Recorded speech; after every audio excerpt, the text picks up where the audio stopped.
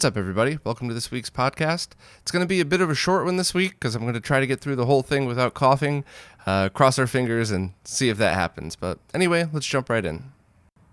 A new version of New Super Mario Land was just released that fixed every complaint that people had on it. Now, for those of you not in the loop, New Super Mario Land was a ground-up recreation of Super Mario Land for the Game Boy, but on the Super Nintendo. And everything was rebuilt, the graphics, the music, and in my opinion, it was an absolutely wonderful remake of the game. And even when I started playing it, or when I first heard about it, I thought, oh, I hope someone hacks an MSU1 version with the original Game Boy soundtrack. And after playing it, I don't think that's necessary at all. I think everything is perfect. The music was amazing, everything. The only complaints that people really had about it were every time you jump, Mario made a woohoo noise that kind of started to grind on you after a little while. And the hit detection wasn't perfect. It wasn't terrible, but it wasn't perfect. And to me personally, the controls felt a little bit slippery. Sometimes I'd end up falling off the side of a hole and not even realizing how it happened. And now there's a version 1.1 released that, in my opinion, is perfect. I couldn't get past level 3-2 when I first played the game, and I played through it a bunch of times in a row. And now with this version 1.1, I was able to beat the game right away, and it was a ton of fun. There was a couple of frustrating parts which are part of the game itself and feel the same way that they felt on the Game Boy. So I actually think that's a good thing, a great amount of challenge. So anybody that's even remotely interested in this should definitely find it and try it out. It does work perfectly on real hardware. I also played it on the Mister, and it worked great on that as well. So anybody that even remotely liked Mario Land for the original Game Boy would probably love this new version, and I really am excited about it. So give it a shot, play it through. I was able to beat it without cheating, and felt that it was the perfect amount of challenge and fun for a short game, because even the original was a very short game. So if you're looking for a cool sit-down session, this is definitely one that I would recommend. Remute has just opened pre-orders on his new album, The Cult of Remute, which is going to come on a SNES cartridge, or I believe a Super Famicom cartridge. And this game uses the Super Nintendo chips to generate the audio. It's not a pass-through like I'd seen in certain other projects. It's actually a game designed to be played through and listened through a Super Nintendo, just like Techno Optimistic last year was a game that Remute made that was, an album that came on a game cartridge designed to be played through Sega Genesis and Sega Mega Drive systems. And I honestly loved the album either way. I would have enjoyed it very much if it was just a set of MP3s, but I thought it was a really awesome way to experience the music and a perfect crossover for people that like music and old video games. And one of the things I found interesting was listening to some of the songs on the Genesis 1, which uses a different audio chip than the other Genesis versions. So it's a kind of an interesting experience, and I'm looking forward to doing the same thing on an original Super Nintendo. And while there isn't an MD Fourier testing software for the SNES yet, I'm also interested to see which version of the SNES is the best sounding, or if they're different. There certainly are different hardware revisions of the sound in the Super Nintendo, as anybody that has the original knows that there's a different audio box that you need to remove before taking out the motherboard. So I'm wondering if that translates to a difference in sound, or if that's just a difference in the way the hardware was built. But either way, I'm really interested to seeing how it sounds. I was about to see how it looks, but how it sounds.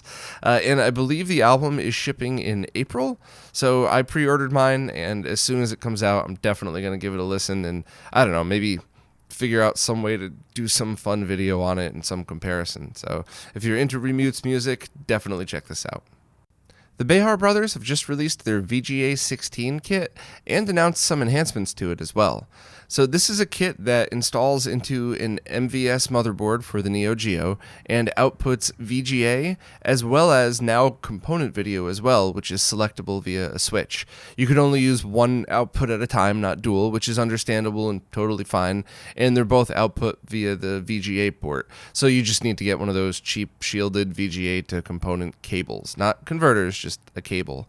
The kits are priced at $95, and they seem like a really great solution for people that specifically need 480p out of their MVSs. So the VGA version obviously would be for people who might do something like use a VGA monitor to game on their MVS. And I believe this is a completely zero lag solution because it's replacing the DAC on the motherboard. So you won't it's not like it's being processed and will add a frame buffer. It's a zero lag one-to-one solution that's just doubled to 480p. And the component video is pretty interesting as well, because that might allow for other solutions with component video to accept this signal. Now, I believe because of the Neo Geo's weird timings that it might not be compatible with all flat screens or digital solutions, but it's something that you'll just have to try out on your own. I think really this is just geared towards people that want to use VGA monitors for their Neo Geos, which depending on where you're located and what you have access to, it might be very easy to grab a cheap and very good-looking VGA monitor versus anything else. So as always, I'm very thrilled that there's options and solutions for everybody, because everybody really has different setups and different needs. So this is pretty cool. I should be getting one in within a few weeks, I hope, to try myself, and I'll be able to do an analysis of it and really put it through its paces. So if you need VGA or I guess 480p component video out from a Neo Geo console, check out the Behar Brothers, and it's $95, which they said includes shipping. So that's pretty awesome. A prototype of a Star Wars game for the Sega Genesis was just found, and it looks pretty much like its Super Nintendo counterpart. However, most of the stages aren't completed, as well as the music.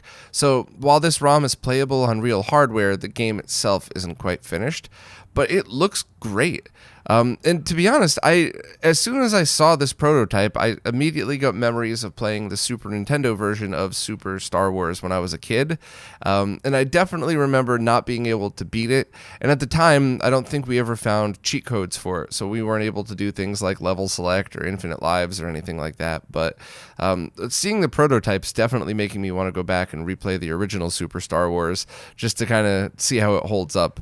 I'm always a little nervous of that because, rose-colored glasses, right? What if all those memories of playing with my brother and my cousins are all going to be tainted now if I find out the game actually sucks or something? But I do remember it being a really great experience, just very challenging. One of those games that you have to really memorize every step of the game and make sure you count your lives properly. Otherwise, you just won't be able to make it to the end. So hopefully I'll be able to fire up Mister and give it a try on a CRT just to see how it feels. But as for the Star Wars Genesis prototype, I mean, it's not really something you could play other than for fun and to check out how it would have looked on a Sega Genesis.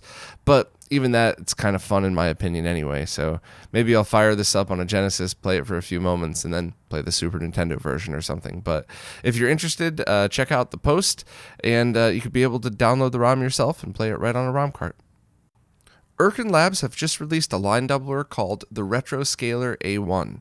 It's a $225 device that's able to take signals from arcade boards, older computers, and consoles, and double the resolution to 31 kilohertz, so 480p via a VGA output. Now, this project, I think, isn't really designed for mainstream consoles, and the price definitely reflects that, because the RetroTink 2X and a VGA converter can also line double consoles at about half the price. But I think this one was really focused on getting arcade boards working safely on a VGA monitor, which is a pretty interesting concept and something much like the Behar Brothers box or Behar Brothers internal solution. Really, depending on what your needs are and what monitors you have available to you, this might be the perfect solution for you. A friend of mine has one, and he's going to bring it over hopefully next week, so I'll be able to put it through its paces and see how it works. But overall, it seems like a neat solution for people that specifically need arcade boards to go onto VGA monitors, and I'll check out its other features as well. And of course, I'll have to put it up against the RetroTink 2X because that is the number one line doubling solution out there today, and we'll see if there's a performance difference in anything else. But I'm definitely interested to try it out, and if you're in that situation where you want arcade boards specifically on VGA monitors, definitely check out the post and the Irken Labs website. The MSX shoot 'em up game Uchūsen Gamma, I'm positive I'm not saying that right, but it's a cool looking shoot 'em up for the MSX. Is now getting a physical version for about $40 each. So this is perfect for MSX collectors who really like physical versions of the games as well as the ROMs. And they're also leaving the original ROM available for free to download.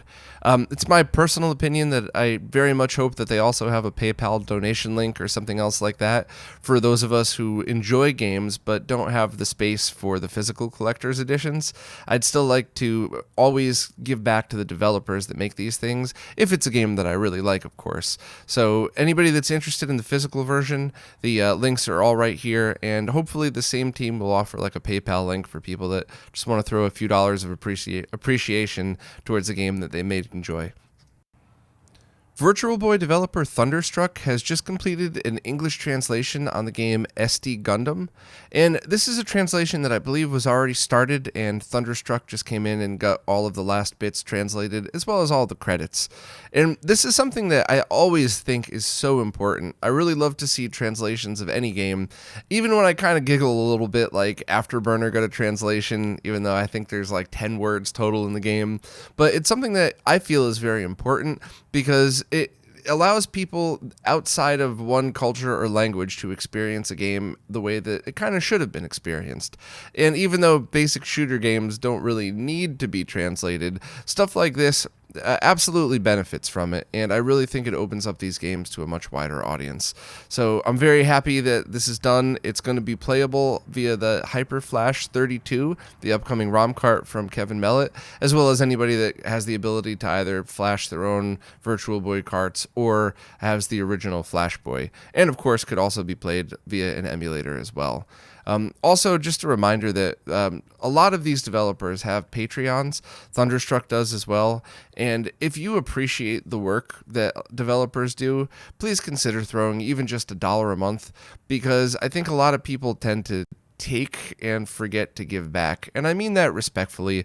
And I do know that most of these developers would do this work anyway, even without a Patreon, and don't expect anything.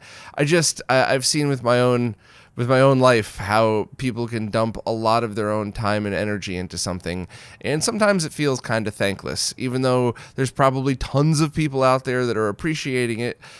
Most of the time all you see on the internet's hatred, not appreciations. So any developer that you like, please support.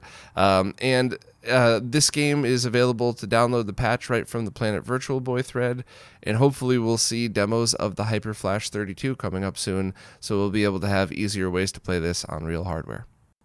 Crix has just posted another firmware update for the EverDrive N8 Pro. This firmware adds 3 new mappers, which I believe add support for homebrew games as well as a few existing other ones, and fixes some of the mappers for existing games. I really always appreciate these updates, because I think that stuff like the EverDrive N8 was already a fully featured product anyway, so to continually see updates for it is really awesome in my opinion. And also, if you don't need the Pro, I believe a few places are selling off the original N8 at a discount. So they're still fully featured, as I believe I talked about last week or the week before. The original N8 got a huge firmware update as well, with a lot of the same mapper support.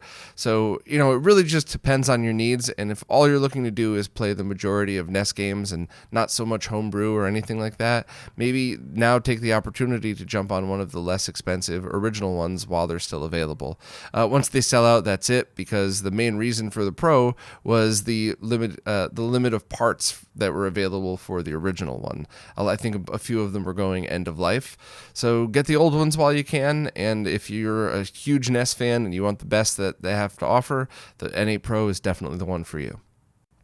Well, it was a bit of a shorter one this week, but kind of worked out in my favor, I guess. So I didn't end up in a coughing fit or anything like last time. So, by the way, thank you very much for all the kind words on Twitter. It's not common to see a bunch of kind words on Twitter, so thank you very much. I think I'm healing up. No one's really sure what's wrong with me, but they think it's a chest infection or something.